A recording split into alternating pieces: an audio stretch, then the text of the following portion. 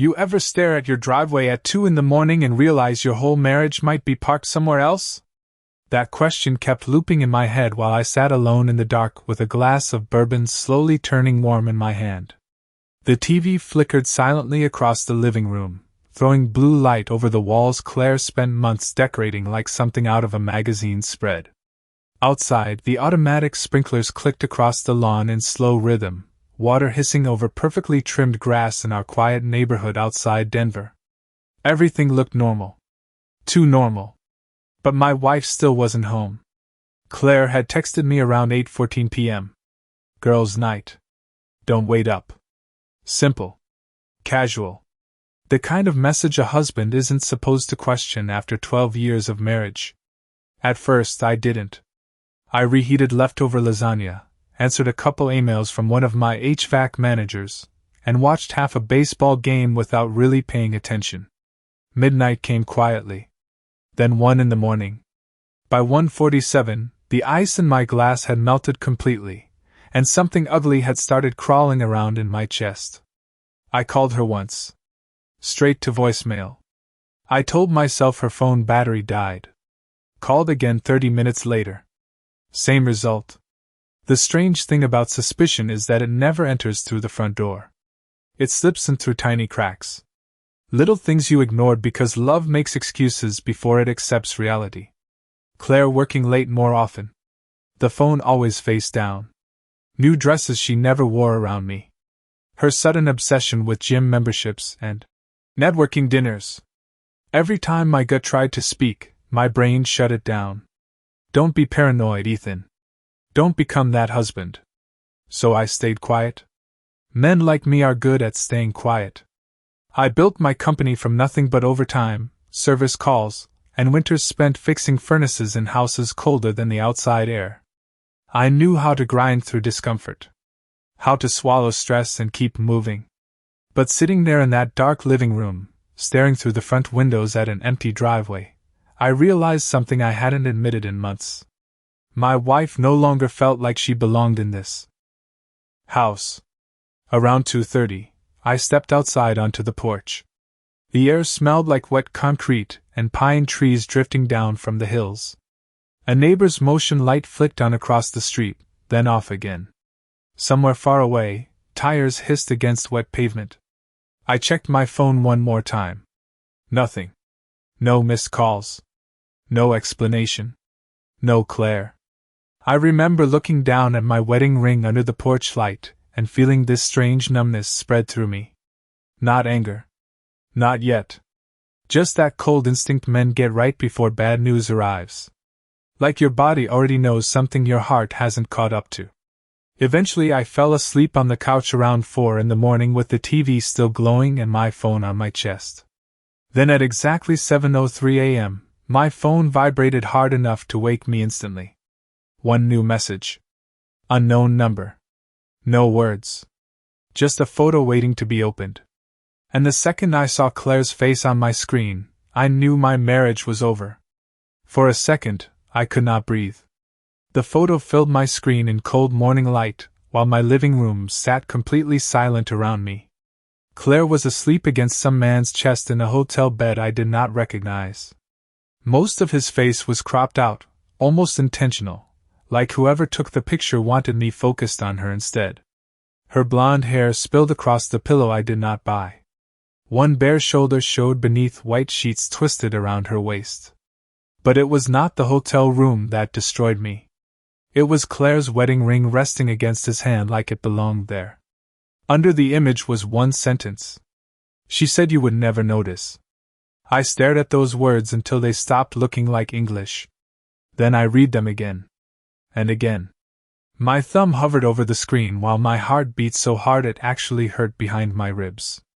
I wish I could tell you I exploded. That I threw the phone across the room or punched a hole in the wall like men do in movies. But the truth is worse. I just sat there frozen with yesterday's bourbon still sour in the air and felt something inside me quietly collapse. Outside, sunlight spilled across the driveway Claire never came home to. A delivery truck rolled past the house. Somewhere down the street, a lawn mower started up.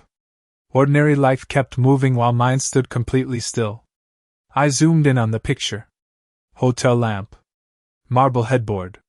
Expensive watch on the nightstand beside the man's phone. Claire smiling in her sleep like she did not have a husband, waiting all night in a dark house wondering if she was dead in a ditch somewhere. My stomach turned so hard I had to stand up. I walked into the kitchen and poured black coffee with shaking hands. The machine beeped twice because I forgot to place the mug correctly under it. That tiny sound almost broke me. Funny the details your mind clings to when your life cracks open. I looked back at the phone sitting on the counter. Unknown number. No profile picture. No location attached. Whoever sent it wanted me to know just enough. And somehow that made it crueler. I typed 3 different responses before deleting all of them. Who is this? Where is my wife? What do you want? None of it mattered. The photo already answered every question I had been avoiding for months. Around 7:40, headlights finally pulled into the driveway. Claire's white Audi.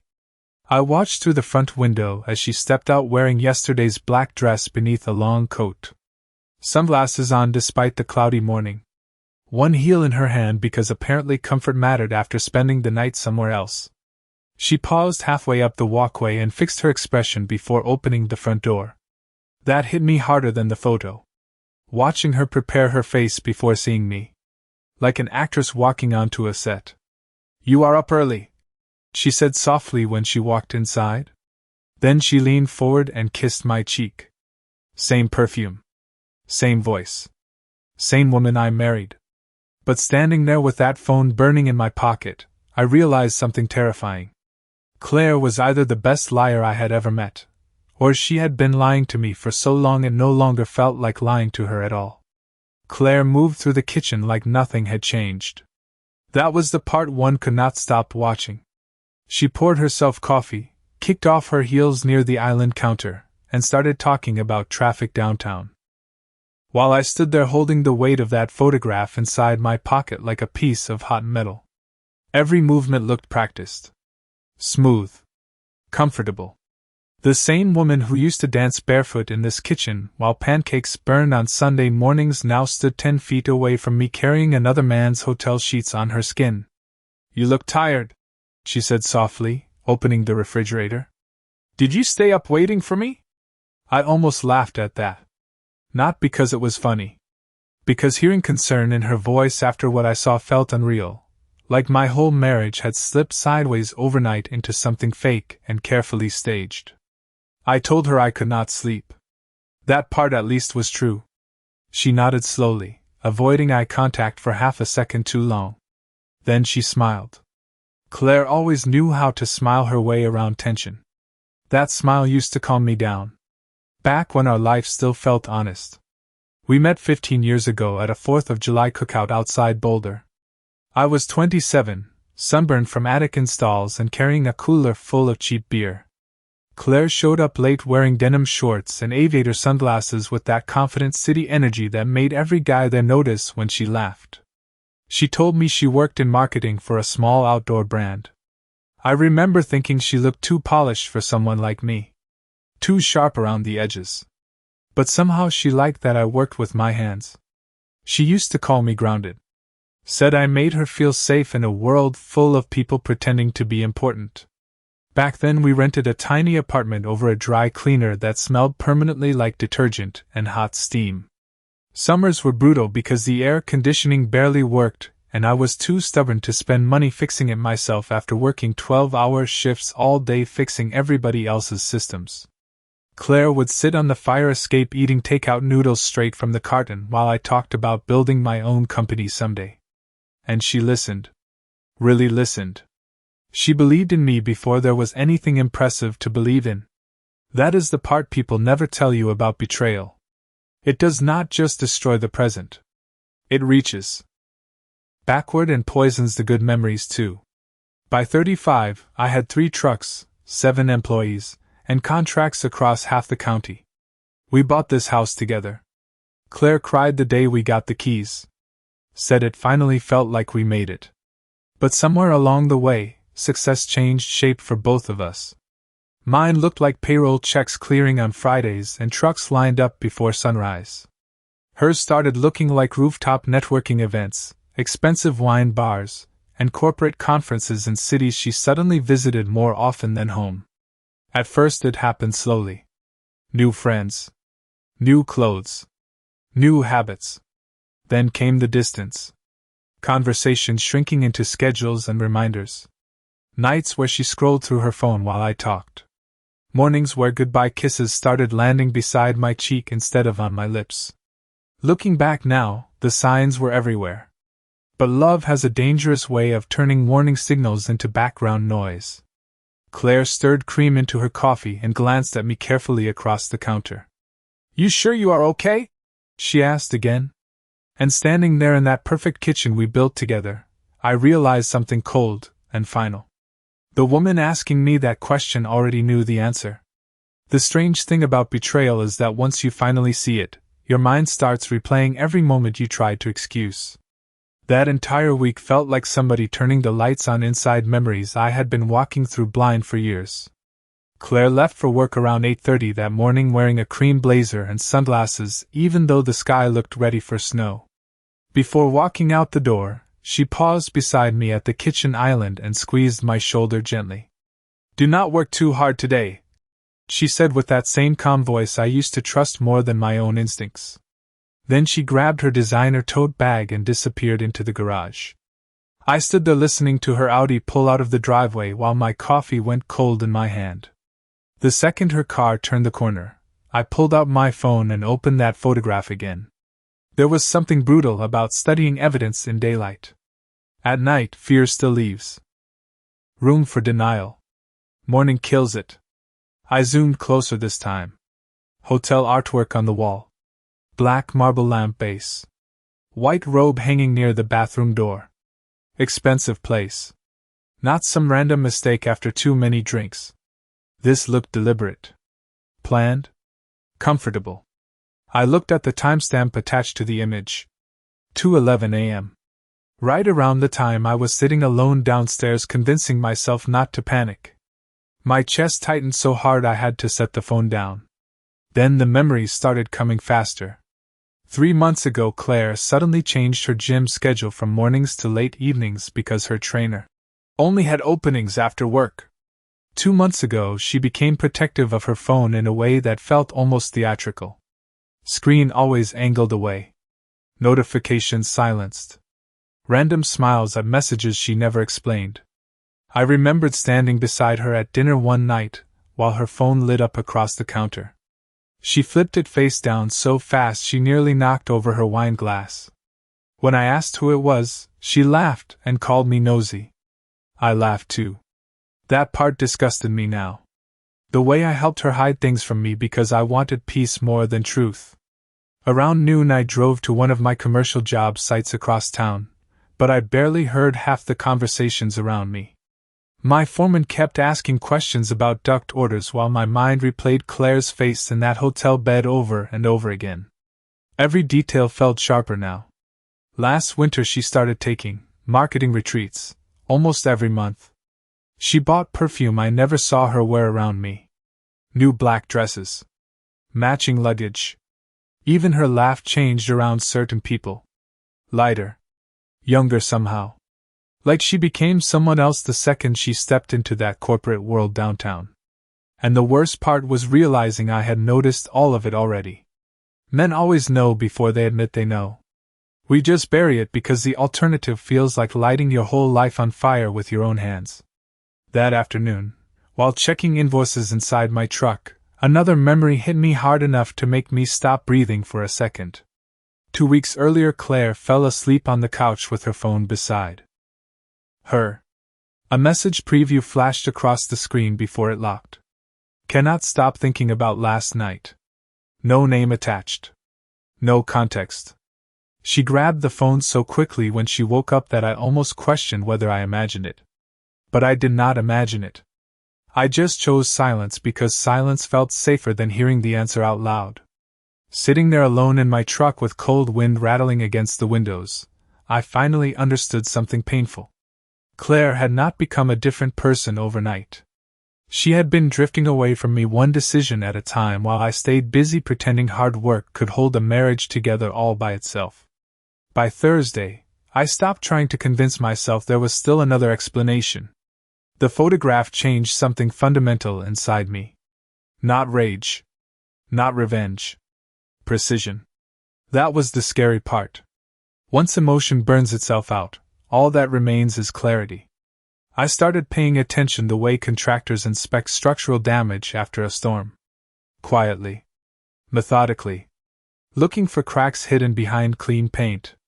That morning Claire kissed me goodbye again before leaving for work, and I noticed she no longer looked nervous around me. If anything, she seemed relieved. Like she had crossed some invisible line and survived it. I waited exactly 15 minutes after her Audi disappeared before opening our shared cell account from my office computer. I told myself I was only looking for peace of mind, but deep down I already knew peace was gone. The phone logs loaded slowly across the screen while the heater hummed in the corner of my office. Hundreds of calls. Mostly normal. Coworkers. Clients. Friends. Then one number kept repeating over and over, usually late at night, or during work hours when she claimed to be in meetings. No contact name attached. Just a Denver area code I did not recognize. Calls lasting 40 minutes. Sometimes over an hour. My stomach tightened as I copied the number into a search engine. Nothing came up at first. Then buried inside an old business networking page, I found a name. Ryan Mercer. Founder of Mercer Athletics. Fitness consulting. Corporate wellness partnerships. I stared at his profile. Picture longer than I should admit. Mid-30s maybe. Sharp jawline. Expensive haircut. The kind of polished confidence men like him wear naturally because life has always opened doors for them. Suddenly Claire's obsession with late evening workouts made perfect sense. I leaned back slowly in my chair while snow drifted outside my office windows. Funny how the world keeps looking peaceful while your marriage quietly rots underneath you. I should have confronted her right then. Most people probably would have. But something stopped me. Maybe pride. Maybe survival instinct. Because once words leave your mouth, there is no putting them back. Accusations change the battlefield. Silence lets you see more. So I kept digging instead. That afternoon I checked our joint credit card statements going back 6 months. At first everything looked normal. Grocery stores. Home improvement purchases. Gas stations. Then I spotted hotel charges buried between conference expenses and restaurant tabs. Downtown Denver. Aspen. Scottsdale. Places Claire claimed were marketing retreats, or client workshops. Always one room. Always weekend dates. One charge from 3 months earlier hit me hardest because I remembered exactly where I was that weekend. Replacing a failed rooftop unit during a snowstorm while Claire texted me pictures from a fake conference ballroom. I sat there staring at the transaction history until the numbers blurred together. Around 6 that evening Claire came home carrying takeout containers and smiling like a woman bringing peace offerings to her tired husband. "Thought we could have a quiet night together," she said warmly. Then she walked over and touched my arm. I almost flinched without meaning to. Every gesture suddenly felt rehearsed. Every smile looked borrowed. We ate Chinese food at the kitchen island while she talked about office politics and some upcoming branding event downtown. I nodded in the right places, asked small questions, even laughed once or twice when she expected me to. Years of marriage teach you performance. But the whole time, my phone sat face down beside my plate with Ryan Mercer's profile still open in another tab. Claire caught me watching her once during dinner and tilted her head slightly. "What?" she asked with a small smile. I looked at the woman I spent half my life building a future with and realized I no longer knew which parts of her were real. Then her phone buzzed softly against the counter behind her. She glanced at it for less than a second before turning the screen over immediately. But not before I saw the name. Ryan Mercer. The name flashed across Claire's phone for maybe half a second before the screen disappeared against the marble countertop. But half a second was enough. Funny how a single name can rearrange your entire nervous system. Claire barely reacted after turning the phone over. She picked up her wine glass casually and kept talking about some branding campaign like nothing happened. But I noticed a tiny change in her posture. Shoulders tighter. Voice slightly too smooth. People think guilt always looks dramatic. Most of the time it looks polished. Controlled. Corporate. I took another bite of lo mein and nodded while my pulse hammered inside my ears. "Everything okay?" she asked carefully. I looked directly at her for a moment longer than normal. "Yeah," I said quietly. "Just tired." That answer seemed to relax her immediately. And that hurt more than anything else. Realizing my silence made her feel safe. That night Claire fell asleep around 11 after scrolling through her phone beside me for almost an hour. The bedroom glowed blue every time her screen lit up. I lay there staring at the ceiling fan turning slowly overhead, while winter wind pushed softly against the windows. At some point her breathing deepened. Calm. Peaceful. Like she did not have another man stitched into the center of our marriage. I waited another 20 minutes before carefully sliding out of bed. Her phone sat charging on the nightstand beside her. For a second my hand actually shook reaching for it. Not because I felt guilty anymore. Because deep down I knew there was no coming back after this. I typed in the passcode automatically. Our anniversary. Still the same. That almost made me laugh. The woman hiding another relationship behind my back still used our wedding date to lock her secrets. The phone opened instantly. Text messages. Email folders. Social media apps. Everything looked clean at first glance. Too clean. Like somebody constantly deleting tracks behind themselves. Then I opened recently deleted messages. And there he was. Ryan Mercer. Weeks of conversations recovered in seconds. Hotel confirmations. Inside jokes. Photos from rooftop bars downtown. Messages sent while sitting beside me on the couch pretending to watch movies together. My stomach turned colder with every scroll. But one message stopped me completely. Claire, sometimes I feel bad about Ethan. Ryan, then leave him already. Claire, it is complicated. He built his whole life around me. Ryan, he is too boring to notice anyway. I read that sentence 3 times. Too boring to notice. After everything I sacrificed building our life together, that was how she described me. Not cruel. Not abusive. Not absent. Boring. Like loyalty was some outdated appliance sitting in the corner of her new life. I kept scrolling. There were months of it. Trips. Lies. Complaints about me. Jokes about my routines. Ryan even referenced the photos sent to my phone. Ryan, did he freak out yet? Claire, no clue. He has barely said anything today. Ryan, told you. Guys like him never see it coming. Something inside my chest went completely still after that. Not heartbreak anymore.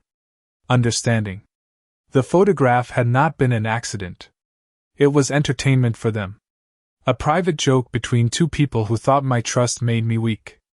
I set the phone down carefully and walked downstairs into the dark kitchen. Snow drifted softly outside beneath the security lights while the refrigerator hummed behind me. I poured myself a glass of water because suddenly my mouth felt dry as sandpaper. Upstairs, Claire slept peacefully wrapped in blankets I paid for inside a house I built with my own hands. And for the first time since this nightmare started, I stopped asking whether my marriage could survive. The better question became something else entirely. How much of my life had already been built on lies without me noticing? The next morning, I woke up before sunrise without needing an alarm. That used to happen only during busy winter seasons when emergency heating calls stacked up overnight. Now my body woke me the same way before disasters. Claire was still asleep beside me, curled toward the edge of the bed with one arm tucked beneath the pillow. From a distance she looked exactly like the woman I married 15 years ago. Peaceful. Familiar. Safe. That illusion lasted maybe 3 seconds before my mind replayed the messages I read the night before. too boring to notice. I stared at the ceiling for a long time, listening to the soft sound of her breathing while something colder than anger settled into place inside me. Acceptance. Around 6:30 I slipped out quietly, showered, and drove downtown while the city still looked half asleep under fresh snow. Denver mornings always smell faintly like coffee and wet pavement during winter. Steam drifted from rooftop vents while headlights cut through gray streets. I parked outside a law office near Capitol Hill with my hands gripping the steering wheel harder than necessary. The sign on the building read Caldwell and Pierce Family Law. I sat there for another full minute before going inside because walking through those doors made everything real in a way betrayal alone somehow had not. The receptionist greeted me softly and handed me paperwork without asking questions. Maybe she saw men like me every day. Husbands sitting in silence while their lives quietly collapsed under expensive lighting and polite voices. At exactly 8 o'clock, Daniel Caldwell walked into the conference room carrying a legal pad and a coffee mug that said Colorado Buffaloes football. Mid-50s. Calm eyes. The kind of man who looked like he already understood difficult conversations before they started. "What can I do for you, Ethan?" he asked. I thought I would struggle to explain everything. Instead, the words came out strangely clear. The photo. The messages. Ryan Mercer. The hotel charges. Claire mocking me behind my back while pretending our marriage still existed. Daniel listened without interrupting once. No fake sympathy. No dramatic reactions. Just quiet attention. When I finally finished, he leaned back slowly and folded his hands together. "Do not confront her yet," he said evenly. "Not until you understand exactly where you stand financially." That sentence changed the direction of everything. For the next hour we talked less like wounded people and more like strategists, planning around damage already done. Business ownership. Joint accounts. Property structure. Retirement funds. Daniel explained how quickly emotional confrontations can turn ugly once money enters the room. Especially when one spouse already has secrets to protect. I drove straight from the law office to my accountant after that. By lunchtime I had already started separating business reserves from personal accounts legally tied to my company operations. Nothing illegal. Nothing hidden. Just precautions. Quiet ones. The strange part was how calm I felt doing it. 3 days earlier I was a husband waiting up worried sick because his wife never came home. Now I was sitting inside conference rooms discussing asset protection, while snow fell outside like the world had not changed at all.